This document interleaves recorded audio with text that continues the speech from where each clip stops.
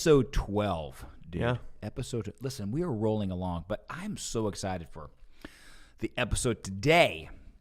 But I'm also more excited for season 2 because we have a lot of surprises coming for season 2. We've already said there's going to be a faith cam, a faith microphone. She's stepping in. She's pumped. She just gave us a big thumbs up. She did. She's like, hey, guys, I can't wait. Her thumbs up looks like this, but we know what she really means. Yeah. It's the grin that says it all. She's like, you guys are my favorite. I saw it. Yeah. Couple random questions today, buddy. And then Navik, I heard Navik has a question for us today. Navik, is that correct? That is correct. So I'll go 1. Faith, think about one, because I know you have. I asked Faith, do you have a question for us? Not today, Pastor. I'm like, well, Faith, you better come up with one because we need some wisdom. The 5-finger drink last that was a great episode. Incredible question. My first question for you, my friend. Are you ready? Okay. Yep. Random question number 1. What's your favorite roller coaster? Velocicoaster. Tell me a little about it. It is. So it's like Jurassic World themed at Islands of Adventure. You shoot off from like 0 to 75 miles an hour or something like that. Or don't quote me, but it goes fast. You can quote me on that. Somebody's going to send you a comment. It goes from 0 to 96, you dummy. Quote me on, I have a need for speed, and that it solves it. But it's good. It's really smooth. It's a lot of fun. It's one of those rides where it has a big drop, but you're going so fast you don't really feel it, which I like. I'm not a drops person, but that makes me feel good. Close second, though, was Dueling Dragons before they got rid of it. But the Hulk is the second. Hulk is so good. Yeah. What happened last time you and I rode the Velocicoaster? Do you remember that? We were in Yes. Okay, so the last time we rode it, if you guys are familiar with the ride, there's a point in the ride where it slows down a little bit, but then a little it kind of goes on like a corkscrew or something like that. Yeah, so it shoots you even faster. It's like the same thing on Slinky Dog too. You shoot off and you're supposed to go over, and it's like the 0 gravity point where you just go over the top and then you go down. And we got up to the top and we didn't have enough speed, so we went all the way backwards back down. The ride was pretty broke cool. on us mid corkscrew. We were like, which was awesome. We kind of sucked there for a second. Faith, you didn't ride it with us, did you? No. All the riders were jealous. They're like, oh, I wish that would happen to us. And then Faith's husband, Ethan, the greatest part of that whole ride is someone said, it doesn't stop and go backwards, does it? And we're like, no, it doesn't stop and go backwards. And then it did. Ride stopped and went backwards because it broke. We jinxed it. So a Velocicoaster, okay. But awesome. It's a great ride. It is a great ride. All right. Question for me. What is it? What is your favorite game show? Dude, what is the one we used to love with Drew Carey? Whose line is it anyway? Whose line is it anyway? Have you seen that? The whole show is improv. Yeah. The whole show, it's 30 minutes of just improvisational skits. Yeah. They give him a word and they have to make a whole skit about it. It's fantastic. It's a great show. Oh my gosh. Literally watch compilations on YouTube for hours. Yeah, I love that. So it's a great show. All right. My question for you. Your favorite Disney character? I'll just go pure Disney, not Marvel or Pixar. So. Yeah, I was thinking just Disney. So I'll just go Disney here. Donald Duck. I knew you were going to say it. Yeah, Donald Duck. I don't know why. I think it's just because he has anger issues, and inside I have anger issues. So, deep down, you just got the eye raise and the head turn. Deep down, there's anger issues. No, but Donald Duck has always been my favorite since I was a youngin. I love it. Which, by the way, we saw a Donald Duck little sweatshirt the other day. That could be a good Christmas present. It could be. You never know. Faith, favorite Disney character? Simba, probably. Oh, Simba. Navik, favorite Disney character? Probably. I'm gonna go old school and say Princess Aurora. Princess Sleeping Aurora. Beauty. Man. All right. Yeah. I do like Goofy, though. Or Merlin from Sword in the Stone. Such a good movie. Oh, man. All right. Random question number. See, this one's controversial, so you might make some people upset with this answer. Gosh. What is the most overrated Christmas movie? Most overrated Christmas movie, dude. Yeah.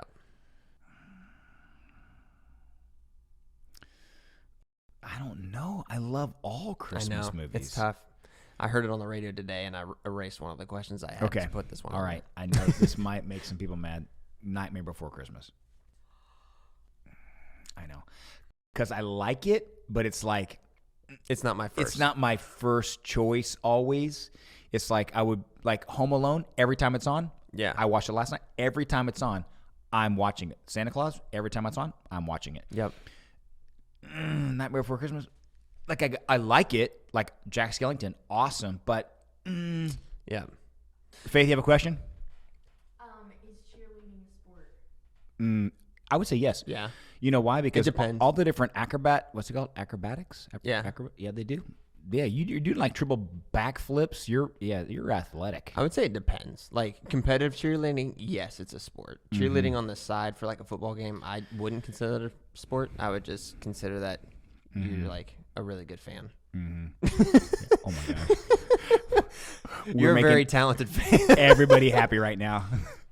Man, the podcast was shooting through the roof. Now it's going down. But competitive cheerleading is definitely a sport. Yeah. There's not a shot I'd be able to do any of the things that they do, except for that's all I got. That pose right there is the best. Yeah. and you have to clap like this. That's all I can do there. Yeah. So you can't clap normal. You have to clap like this. Exactly. Nav, do you have a question? Yes. Mm-hmm. And actually, it's because of Austin. What do you like? Which movies, or do you prefer either Star Wars series or Lord of the Rings? And whichever one you prefer, what's your favorite movie or character? So do you prefer think we have the same answer if for you this one. prefer Star Wars or Lord of the Rings? And of those, what's your favorite movie? I'm pretty sure we are in agreement on Let's this say it at one. the same time. 1, 2, 3. Star Star Wars. Wars. Empire Strikes Back. Yeah. Pretty easy. Look at that. Pretty easy. Dude, Empire Strikes Back was the best. You know why? Because it was Yoda. That was when Yoda was introduced. That is, yeah. The first hero. Great question today. We're going to transition now to... What kind of question you got for me today, buddy? Okay. The first one, I just love the term unending worship. I just thought it was cool. Yeah. So are you able to give a real life example of how we can live a life unending worship? Because I feel like at some point you're like, that has to stop, but I don't think it really does happen. Yeah, because what basically we're doing now will just be a continuation in heaven. And that's what I think is so cool about this idea of unending worship is when David writes Psalm 100, what he talks about is the continual faithfulness of God, and because of his continual faithfulness to us, we have continual love for him, continual praise for him, continual worship for him, which is all, if you look in Psalm 100, I've got it right here as a matter of fact. Psalm 100, out of all 150 Psalms, Psalms 100 is the only Psalm of the heading that says a Psalm of Thanksgiving. So of all the Psalms, 150 Psalms, the only heading of all the Psalms is Psalm 100 that says a Psalm of Thanksgiving. Now, they all have different headings, but that one says a Psalm of Thanksgiving, which I think is awesome because David's letting us... Now, there's like 10 authors of Psalms, but David primarily major author in Psalms. A psalm is like a song or a poem, right? Or, believe it or not, in the Greek, the word psalm in the Greek is psalmer, which actually means twanging on the harp. How funny is that? Which means David was good. Obviously, if you're playing for King Saul and his court, you're pretty good. Yeah. But I think that idea of twanging on the harp means that if you can't play the harp, you're just like, brang, brang, brang, writing some music. It's like, ding, ding, ding, ding, ding, ding, ding, ding, God is my God. Yeah. And so this idea of an unending love for us, for God, and unending faithfulness of him to us. This idea of just always worshiping, it never stops. Because David says in Psalm 100, verse 5, is that it will continue on from generation to generation. So the idea is like, I'm teaching you, like Mom and I are teaching you and Alyssa how to worship. You're teaching your son how to worship, and so on and so on and so on. And I don't mean worship just by singing. I mean worship by living a life of putting God first. And that never stops. So the idea of what we're doing now is just a continuation of what we will do in heaven for all eternity. So let me just say it like this. If you don't like worship now, then you're going to hate heaven. Yeah. So, it's going to be for all eternity in the presence of God, worshiping God. So if you're just like, I'm kind of tired, bro, man, you better figure out how to like love it now, because that will be for all eternity. Yep. But I think it's the idea of now worship is not a have to, it's a get to. Heaven will be I get to do this for the rest of my life. Yeah. If you look at all the different things that are in the presence of God now that are just continually holy, holy, holy is the Lord God Almighty, we get to be able to have that same experience on a daily basis. So unending worship for us is just recognizing he has an unending faithfulness for us. We have an unending worship for him, unending love for him. So I think living that life of worship now recognizes that what I'm doing now will just continue on for the rest of my life and into the next. So it is unending, even if you don't want it to be. If you feel like I'm kind of tired now of it, it'll continue on forever. Right. No, that's great. I love that. So when we talk about how we have unending worship, the first point you said we need is power and people. So I wrote, does that mean proclaiming worship to everybody, or does that mean getting as many people to join you in worship, or is that a little bit of both? Or? The idea was like, if you look in Psalm 100 verse 1, it says, shout with joy to the Lord, all the earth, worship the Lord with gladness. This idea of shout, I think it's interesting that shout, I was researching this word shout. Shout is a reaction. It's an impulse reaction of how you feel on the inside. Like when I used to go to your football games, or, let's say Alyssa back in the day when she was in performance at school, it's over and you stand up and you clap and you shout. It's an impulse reaction to an excitement you feel inside. That's what shouting is. It's what it means is you really can't contain it. It's an impulse reaction out of something that you have love for or whatever. So what David's saying in Psalm 100 is shout, where the power comes in. The power is, when I recognize how good God is, I can't help myself but shout. It's an impulse reaction that I'm overflowing with joy. I can't stop myself. Then when I say with proclamation, it says a shout with joy all to the Lord, all the earth. What I mean by power and people is the proclamation is that we're going to shout to everybody that we love God. Everybody. That means Christians and non-Christians. I'm not going to be the kind of person that just worships around those that love God. I want to be worshipful around all those that don't. Right. So the shouting is the power. The proclamation is to all people. So that means that whether you're a Christian or not, when you recognize the greatness of God, the goodness of God, the power of God, the authority of God, you can't help but shout. That's why I think when a lot of people say yes to Jesus Christ, and they haven't experienced worship, a lot of people that come to Anchor go, man, I love the music. We can't help but clap and sing. Well, you're in the presence of God, and you've never been in that presence before, so the only reaction of you is to shout, right, or to worship, or to clap, or to raise your hands. Which is why also I look around in the room on a Sunday and I see people that aren't engaged, and I'm just like, oh my gosh, when you recognize like the power and presence of God, it makes you can't help yourself. Right. You and I had lunch with a guy, and he was just talking about how he sees you and I down front dancing all the time. And I was like, dude, I actually can't help myself. Yeah. I'm overwhelmed by the presence of God. And I think that's the idea of just power and proclamation in regards to unending worship. It's just around Christians, around non-Christians. I can't help myself but recognize the presence of God, shout because of the presence of God, move in the presence of God, and let other people know I'm in the presence of God. That's the idea of power and proclamation. Definitely. I think the last part right there that I loved is letting others know that you're in the presence. Yeah. Like, my favorite is King David, just how he worshiped uncontrollably, that's what I think about every time I go to worship. Like, he loved God so much, he didn't care what he was doing, what he looked like. He just wanted to worship him with all that he was.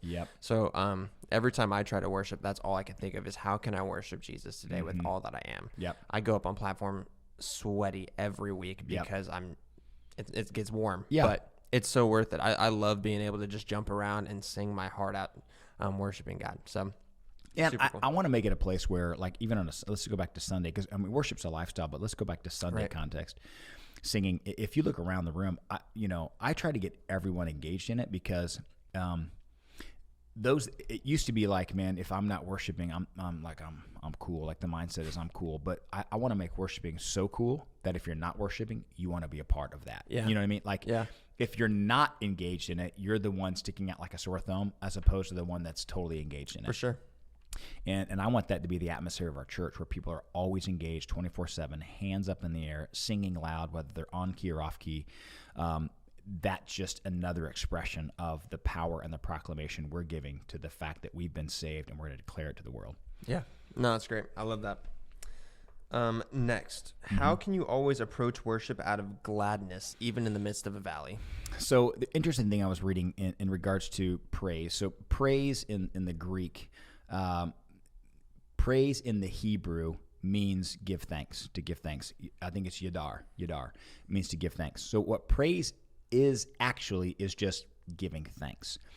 When anybody would write in the Hebrew the word praise, give thanks, basically what they're praising for is not the circumstance they're going through. They're giving thanks because the Lord already won on the other side of the circumstance they're going through. So when a writer would write praise, the idea was not like I'm praising God because I'm going through a difficult situation. I'm giving thanks because I'm going through a difficult situation. I'm giving thanks because I know God's already won on the other side of my situation. And so the idea of gladness, I think when David says, come before him with gladness, worship him with gladness, I think the idea is coming to him not because I'm going through a difficult situation, but I'm glad because he's already seen it through on the other side of my difficult situation. And I think that's how we can come to church with gladness. We can wake up every morning, no matter what situation you're going through, relational, emotional, physical, spiritual, no matter how bad you feel, which is why we tell people on a Sunday, man, coming to church doesn't make you a Christian, but man, it does change your perspective on your Christian walk, on your Christian life, on what you're going through. You get around other people that are like going, man, I'm going through a difficult situation, but gee whiz, man, as I continue to worship, it changes my perspective on what I'm going through. And I think that's the idea of gladness, is giving thanks, praise, give thanks, yadar in the Hebrew. I'm not giving thanks because I'm going through a difficult situation. I'm giving thanks because I know on the other side of it, God's already in it. God's won. He's already, and so that's the praise that I have, is giving thanks not for what I'm going through, but that he's already delivered me from what I'll be in. For sure. I think the only way to be able to have that mindset is, like you said, be here, be present. 100%. Get around people who have been through those experiences, but also just familiarizing yourself with other occurrences that either in your own life, people's life here at church, or just reading the Bible. There's so many different occurrences to that people have gone through or within Scripture that you can just know and encourage yourself, being like, hey, God's got this. He's handled it way bigger. He's handled it way worse, and I know he's got me. So 100%. Yeah. This is the last question I got. Okay. You've explained this before in past messages, but could you expand on the point of why it is important that God is our shepherd? Yeah, I've talked about this before. I think a lot of times, if you don't know the Bible or you're not familiar with Jesus saying that he's the shepherd, we're the sheep, sometimes you look at that in context and go, oh my gosh, sheep are so cute, and it's not really a compliment. Right. Sheep are not the most intelligent animal. They all stick together. Wherever one sheep goes, they all seem to go. And so what he's saying is, like, the good shepherd. Think about Psalm 23. The Lord is my shepherd. I don't want for anything. Why is that so important? Well, because all the sheep do is follow the shepherd. Mm-hmm. The Lord is my shepherd. I shall not want for anything. What that means is the sheep have no idea. They don't know. All they know is I just got to follow the shepherd. What I think is important in that context is that we're not that intelligent. We're not that smart, which is why we need a shepherd to follow who is. Yeah. He's the protector. He's the guider. He's the voice of reason. He's the one that keeps watch. If you think back in the day, like a shepherd would, when he talks about a shepherd would lay down his life for a sheep, or remember when Jesus says, I'm the gate, I'm the door. So if a shepherd was out at night, if they were just out in pasture, they would take like pieces of wood and wrap thorns around it or whatever and put the sheep inside. That would protect the sheep from any type of wild animal, wolf, bear, lion, whatever. They would build this thicket of a circle and then put the sheep in the middle, and there'd be an opening, which they call the gate, the door, and the shepherd would lay right in front of the door. So every aspect of the sheep would be protected by the outer barrier except for the door, but the shepherd would lay in front of the door. So when Jesus says, I'm the door, basically what he's saying is no one's getting to you except through me. Nobody is going to, I'm protecting you all the way around, but I'm laying down in front of the door so that nobody can get to you. And I think that's an amazing thing to think about in regards to our worship, is we're worshiping the one that actually laid down his life to protect us. Right. Yeah. Laid down his life to save us. Not that he did it because he loved us. And that's the concept to understand. Is like, man, he's the shepherd. He's the one that guides. He's the one that protects. He's the one that loves. He's the one that leads. He's the one that watches.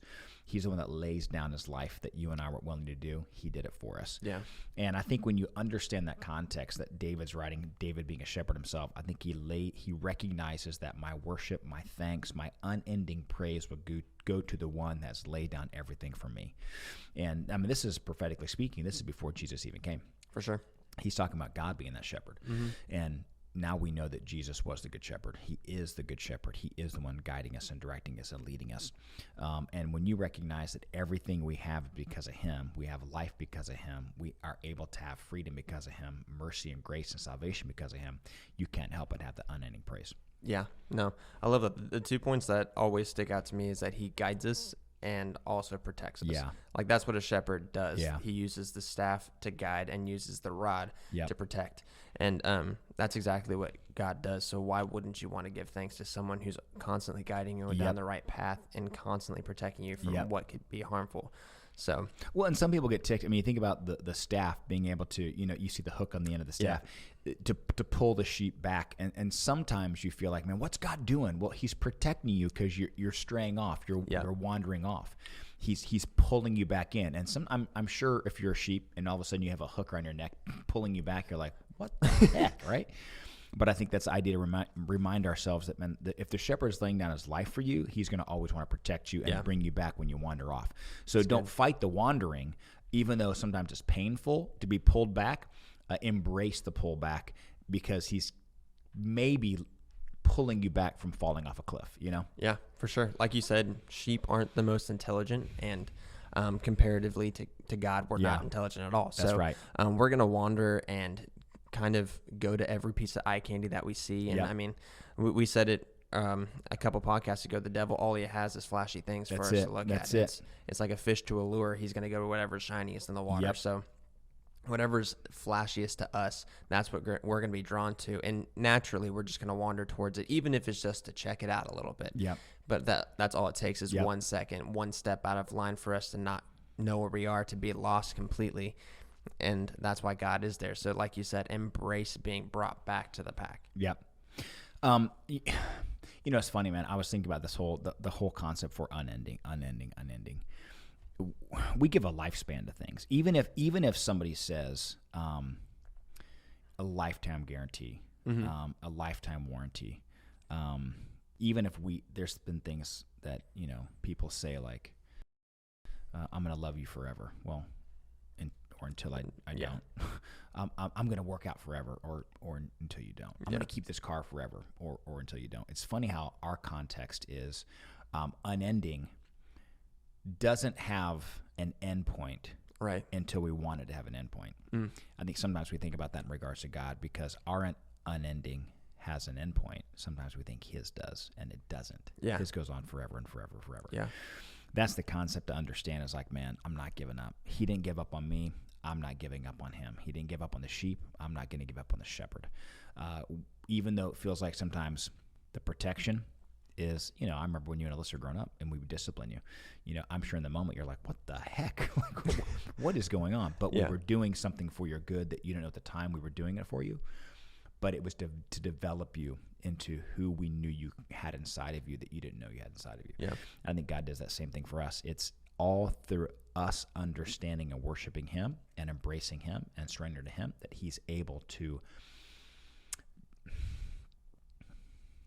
what's the word I'm looking for? He's able to mold. He's able to mold us into who he wants us to be. And sometimes molding is not fun. No, not at all. No. Yeah. But he's doing it. For sure. Unending. Man, episode 12. Pretty amazing, Faith. 12 episodes. We got a couple left. We'll be on to season 2, bro. Lots of crazy surprises for season 2. Oh, for sure. And then, Faith, can I talk about this new Spotify thing? Can I talk about it?